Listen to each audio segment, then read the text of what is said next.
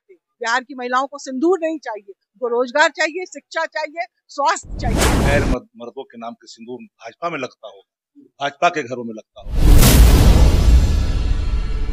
तो पुराना वादा करते हैं और ये ऐसे वादा करने वाले हैं जिनका वादा कभी पूरा ही नहीं होता है। तो प्रधानमंत्री का ये दौरा दरअसल इलेक्शंस को लेकर था और ये दुखद बात है कि इस पूरे दौरे में इन्होंने जो देश पे सबसे बड़ी विपत्ति आई, पहलगांव में जिस तरह से आतंकवादियों द्वारा हमला किया गया और सारा देश दुख में था, उस पूरी चीज को इन्होंने अपने इलेक्शन में इस्तेमाल शुरू किया है। तो ये सबसे बड़ी दुखी की बात, दुख होने करने की बात है। तो मैं समझती हूँ कि जो बिहार के लोगों को अपेक्षा थी, बिहार के लोगों में जो मुश्किलें हैं, जो चिंताएं हैं, उन तमाम सवाल पर तो प्रधानमंत्री ने कुछ भी नहीं कहा। जो सवाल किए गए, बिहार के लोगों को आपने क्या दिया? बिहार के लोगों के पास रोजगार नहीं है, बिहार की महिलाओं के पास शिक्षा की सबसे ज्यादा कमी है, बिहार के पास एक अच्छा इंफ्रास्ट्रक्चर नहीं है जहां वो इलाज कराएं, बिहार में जो मजदूर है वो अभी भी बड़े स्तर पे पलायन करते हैं। मनरेगा जैसी योजना थी, जिस योजना से मजदूरों का कुछ पलायन रुका था, उसका भी बजट इन्होंने। पलायन पे मैं बात करूंगा, पलायन की बात आपने की है। बिहार के काफी सारे लोग ऐसी पटना स्टेशन से या दरभंगा कई सारे स्टेशन है जहाँ से बाथरूम में ट्रेन के भर के जाते हैं लोग। आप लोग के पास इसके लिए क्या प्लान है? हम लोग ये समझते हैं कि हम बिहार के अंदर रोजगार का जब सृजन करेंगे, देखिए पलायन तो होता ही, आप भी अगर आपको अच्छी नौकरी मिलेगी तो आप बिहार से कहीं और जाएंगे, वो दूसरा पलायन है। और एक मजबूरी में पलायन है कि आपको यहाँ रोजगार नहीं। मजदूर कैटेगरी की बात कर रहा हूँ, जो मजदूर तबका जा रहा है। मजदूर तबका भी अगर वो अपने अच्छे रोजगार के लिए जा रहा है तो वो पलायन कोई बहुत खराब बात नहीं है। लेकिन ये दुर्भाग्य है बिहार का कि वो पलायन इसलिए होता है कि यहाँ उनको रोजगार नहीं मिलता है। रोजगार की जो योजना मनरेगा जैसी योजना आई, उस योजना को खत्म कर दिया केंद्रीय सरकार ने। उसमें खत्म इस तरह से किया कि उसके जो बजट है, उस बजट को इतना कम कर दिया कि उससे जो रोजगार की जो परिकल्पना की गई थी, एक बहुत क्रांतिकारी कदम था, वो खत्म कर दिया गया। इसलिए बिहार के बारे में प्रधानमंत्री कुछ नहीं सोचते हैं। बिहार के बारे में उन्होंने जितने वादे किए, ये वादे लोगों को ठगने का वादा था। और अभी तो वो इलेक्शन कैंपेन के मूड में आए और महिलाओं को सिंदूर देने के जैसे, तो बहुत शर्मनाक है। क्योंकि मैं समझती हूँ कि सिंदूर जो है वो भावनात्मक विषय है, पवित्र विषय है, क्योंकि सिंदूर से महिलाओं का गहरा रिश्ता है, वो सुहाग का रिश्ता है, इसको कोई और बांट ही नहीं सकता है। आपने इसको इलेक्शन के लिए अपने जुमला की तरह से इस्तेमाल किया है और बिहार की महिलाएं उन्हें सबक सिखाएंगी कि वो सिंदूर नहीं बांटे। बिहार की महिलाओं को सिंदूर नहीं चाहिए, उनको रोजगार चाहिए, शिक्षा चाहिए, स्वास्थ्य चाहिए। उनको वो अगर दे सकते हैं प्रधानमंत्री तो दे, लेकिन बराए मेहरबानी वो अगर सिंदूर लेके आएंगे तो बिहार की महिलाएं उन्हें सबक सिखाएंगे। प्रधानमंत्री जी ने एक और बात कही है कि पहले ऐसा होता था कि जमीन के बदले नौकरी दी जाती थी रेलवे।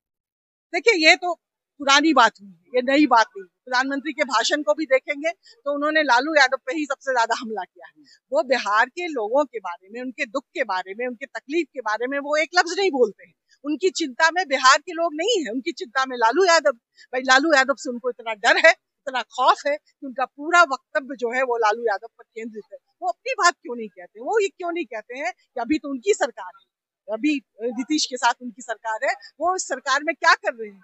क्यों भी आज जो महिलाओं की बात हुई, देश के अंदर रोजगार की इतनी कमी क्यों है, बेरोजगारी क्यों है, देश के अंदर शिक्षा की इतनी क्यों कमी है, ये सब सवाल जो प्रधानमंत्री से पूछे जा रहे थे उसका जवाब दे। देश के अंदर सुरक्षा का जो इतना बड़ा सेंध मारा, जो आप बड़ी बड़ी डींगे हाँक रहे हैं प्रधानमंत्री, आखिर इस सवाल का तो जवाब प्रधानमंत्री को देना चाहिए कि हमारी इतनी चौकबंद सुरक्षा के बावजूद इतने आतंकवादी आए कैसे और वो मार के चले गए धर्म के नाम पर। उसमें से अभी एक भी आतंकवादी को वो क्यों नहीं पकड़ पाए? मोदी जी तो फिल्म के पोस्टर की तरह काम कर रहे हैं, आप देख लीजिए उनके पोस्टर को।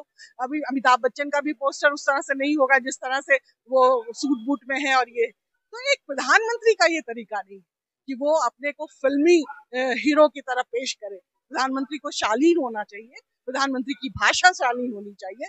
इसलिए प्रधानमंत्री बिहार आए, बिहार के लोगों को कुछ नहीं दिया उन्होंने, बिहार के लोग को फिर एक बार धोखा देकर वो चले। इंडिया गठबंधन इतना बड़ा गठबंधन है, हर बार फेल क्यों हो रही है? बिहार में पिछली बार भी फेल हो, पिछली बार भी फेल नहीं हुई। आप जब देखेंगे जो चुनावी प्रक्रिया है उसमें बहुत सारी चीजें हैं।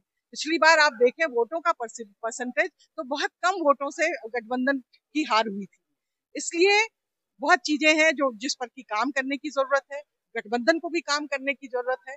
और पैसा, ताकत, ये सारे, और सत्ता अभी भारतीय जनता पार्टी के पास है और हम सब में से किसी के पास छुपा नहीं है कि इलेक्शन जिस तरह से लड़े जा रहे हैं और वो जिस तरह से पूंजीपतियों के सपोर्ट से लड़ रहे हैं और जिस तरह से ताकत का इस्तेमाल कर रहे हैं, जिस तरह से अभिव्यक्ति की आजादी पर वो खतरा बन रहा है। तो ये तमाम चीजें हैं, इसलिए इस बार भी गठबंधन अपनी मजबूती के साथ लड़ेगा और चुनाव में एक जीत कर आएगा, ये हम उम्मीद करते हैं। लोकसभा इलेक्शन में 4 सीट आप लोग की आई, इतनी बड़ी बड़ी जो पार्टियां हैं बिहार में, जैसे आरजेडी है, कांग्रेस है, आप लोग की पार्टियां, फिर भी इंडिया गठबंधन 4 सीट ले पे आई।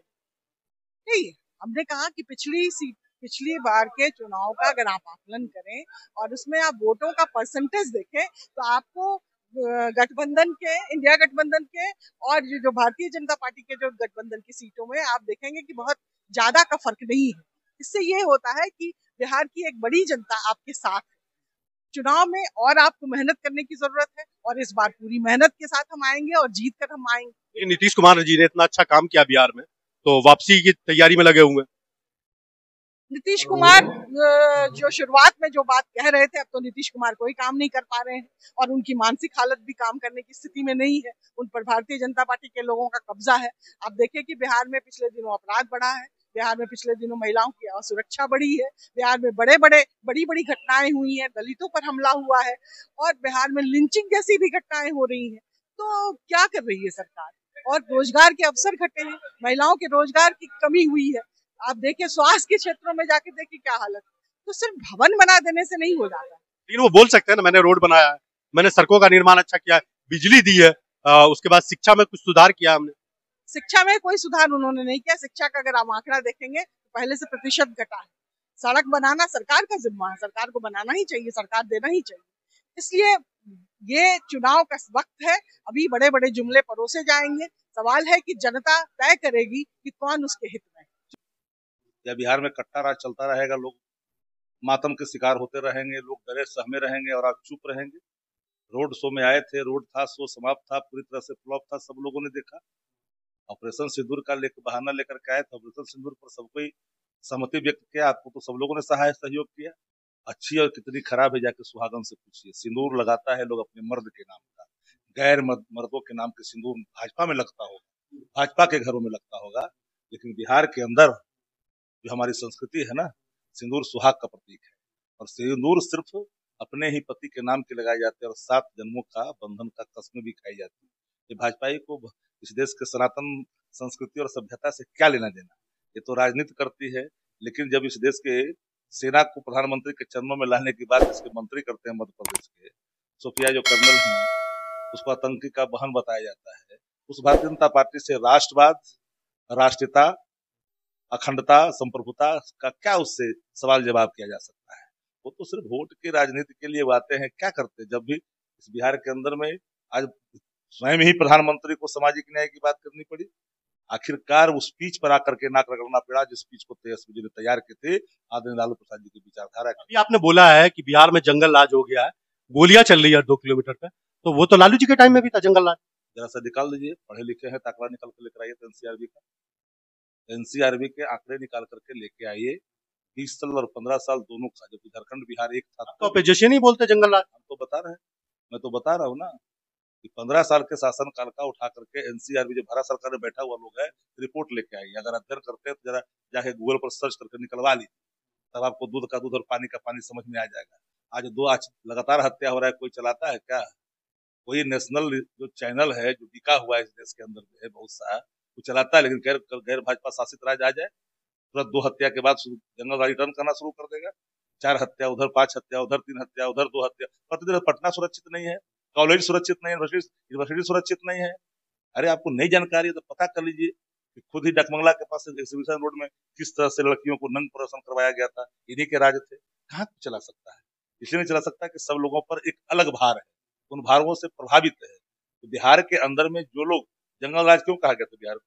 पटना हाईकोर्ट ने पटना नगर निगम के संदर्भ में कहा था, राज्य सरकार के फाइनेंशियल और एडमिनिस्ट्रेटिव एक्शन के संदर्भ में नहीं कहा गया था, और वो भाजपा का मेयर था, उसकी कारस्तानियों पर कहा गया था। और आज भी सुप्रीम कोर्ट, उच्चतम न्यायालय, उत्तर प्रदेश की सरकार के कार्य प्रणाली पर कहा गया है जंगल राज कहाँ को चलाता है जंगल राज? देश मध्य प्रदेश में दलित को मुक्त प्रदर्शन किया जाएगा, मुफ्त में भाजपा के कार्यकर्ताओं द्वारा, उसे पूछा नहीं जाएगा क्या? नहीं पूछा जाएगा क्या?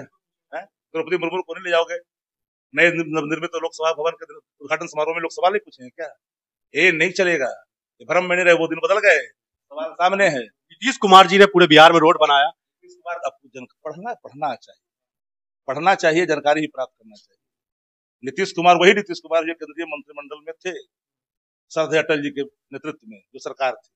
200 डिस्ट्रिक्ट चयन हुआ था, बैकवर्ड डिस्ट्रिक्ट 200, एक भी बिहार झारखंड का नहीं था। वेंकैया नायडू उसमें देश के ग्रामीण विकास मंत्री।